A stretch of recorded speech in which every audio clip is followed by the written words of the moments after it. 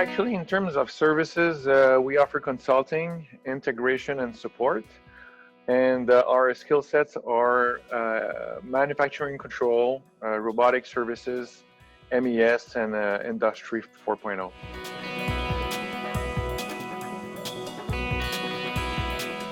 Basically, it allows you to pre-qualify your system integrator for you.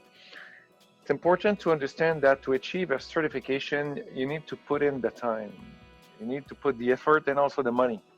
The process of certification is quite hard and long, so it gives you a pretty good confirmation of the level of seriousness of the integrator. That's one thing.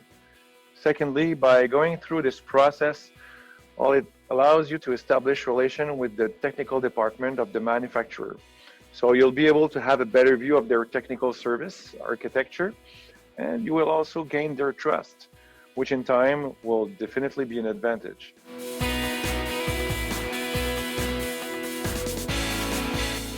Food and bev is still going on strong. Of course, we all need to eat, of course. Same thing with pharma.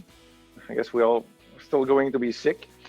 On the other hand, aeronautics is taking a severe hit. It was going very well, but the COVID has put definitely a stop to it. Heavy industries also are taking a hit. In terms of technical needs, if I may, traditional automation demand is still growing.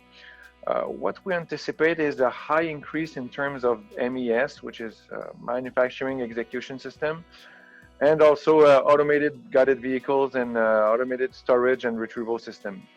We all know that Amazon is putting a lot of pressure on the automation, so that's what we're going to see in the future.